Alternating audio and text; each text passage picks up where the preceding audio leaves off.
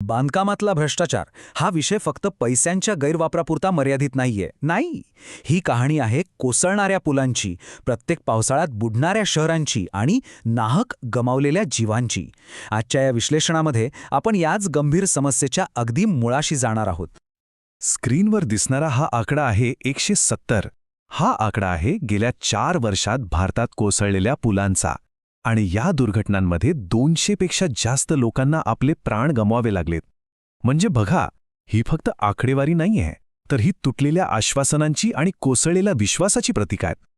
The वायरमधलं हे वाक्य या समस्येचं अगदी अचूक वर्णन करतं. या ज्या घटना आहेत ना, हे अपघात नाहीत, तर एका मोठ्या व्यवस्थात्मक रोगाचीही लक्षणं आहेत, जिथे कंत्राटदार आणि सत्ताधारी यांचे हितसंबंध सार्वजनिक सुरक्षेपेक्षा कितीतरी मोठे ठरतात. चला तर मग पाहूया आज आपण काय काय समजून घेणार आहोत. आपण 4 भागांमध्ये हा विषय पाहू. सगळ्यात आधी या समस्येचा मानवी जीवनावर काय परिणाम होतो ते बघू. त्यानंतर भ्रष्टाचाराचे एक जागतिक सूत्र समजून घेऊ.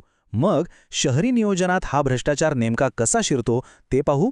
आणि सगळ्यात शेवटी याविरुद्ध लढण्याचे उपाय काय आहेत यावर बोलू. तर सुरुवात करूया आपल्या पहिल्या भागापासून, कोसळणारी आश्वासने. पायाभूत सुविधा जेव्हा अपयशी ठरतात तेव्हा त्याची खरी किंमत सामान्य माणसाला कशी आणि किती चुकवावी लागते यावर आता आपण लक्ष केंद्रित करूया. ही काही उदाहरणं बघा जे भ्रष्टाचाराचं भीषण वास्तव आपल्या समोर ठेवतात. मुंबईत गेल्या 10 वर्षात नाले सफाईवर तब्बल 7,000 कोटी रुपये खर्च झाले, पण तरीही प्रत्येक पावसाळ्यात शहर पाण्याखाली जातच. देशभरात पूल कोसळून लोकांचे जीव जात आहेत. आणि सिलकेरा बोगदा दुर्घटनेनंतर काय समोर आलं तर तो बोगदा बनवणाऱ्या कंपनीने सत्ताधारी पक्षाला 55 कोटींची देणगी दिली होती. यावरून हेच स्पष्ट होतं की ही किंमत फक्त पैशांची नाही तर मानवी जीवनाची आहे. आणि ह्या घटना फक्त भारतातच घडतात असं नाही आहे, हे समजून घेणं खूप महत्त्वाचं आहे. हा जो भ्रष्टाचार आहे तो एका मोठ्या जागतिक समस्येचा भाग आहे. त्याची पाळंमुळं जागतिक व्यवस्थेत खोलवर रुजलेली आहेत. आता आपण आपल्या दुसऱ्या भागाकडे वळूया, भ्रष्टाचाराचे सूत्र. आता आपण स्थानिक उदाहरणांवरून जागतिक स्तरावर भ्रष्टाचाराची यंत्रणा नेमकी काम कशी करते हे समजून घेण्याचा प्रयत्न करूया. प्राध्यापक रॉबर्ट क्लिटगार्ड यांचं हे एक प्रसिद्ध सूत्र आहे. ते काय म्हणतात की भ्रष्टाचार तेव्हा वाढतो जेव्हा मक्तेदारी म्हणजे मोनोपॉली आणि स्वविवेकाधिकार म्हणजे अमर्यादाधिकार एकत्र येतात. आणि त्याचवेळी पारदर्शकता आणि उत्तरदायित्व म्हणजे ट्रान्सपरन्सी आणि अकाउंटेबिलिटी गायब असते. तेव्हा भ्रष्टाचारासाठी एक उत्तम संधी निर्माण होते.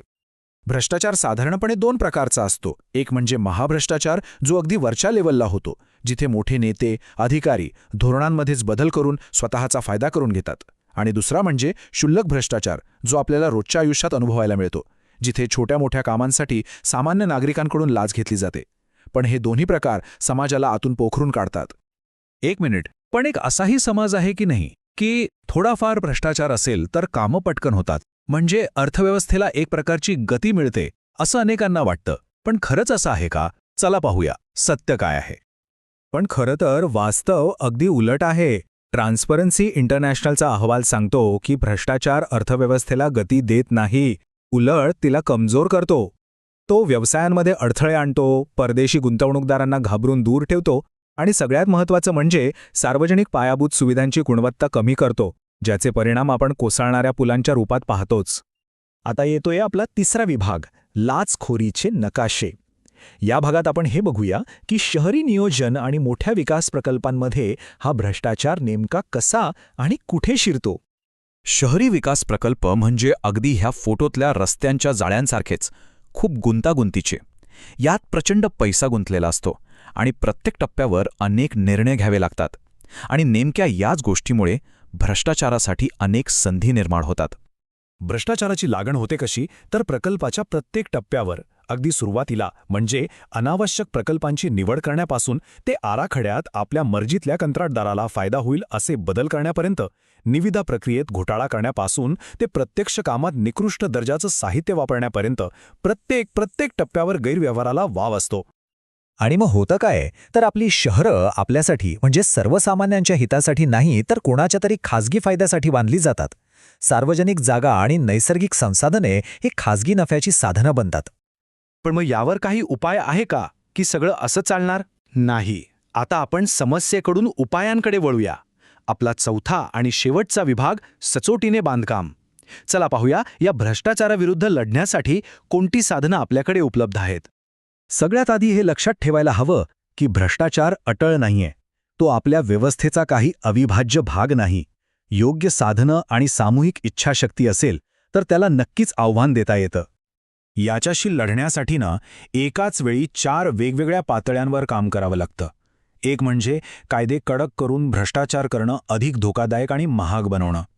दुसरं, जनजागृती करून व्यवस्थेवर दबाव निर्माण करणं. तिसरं, सरकारी प्रक्रिया सुधारून भ्रष्टाचाराच्या संधीच कमी करणं. आणि चौथं म्हणजे सचोटीने वागण्याला प्रोत्साहन देणं. आणि या सगळ्या लढाईत सगळ्यात मोठी ताकद कुणाची असेल तर ती आहे सामान्य नागरिकांची.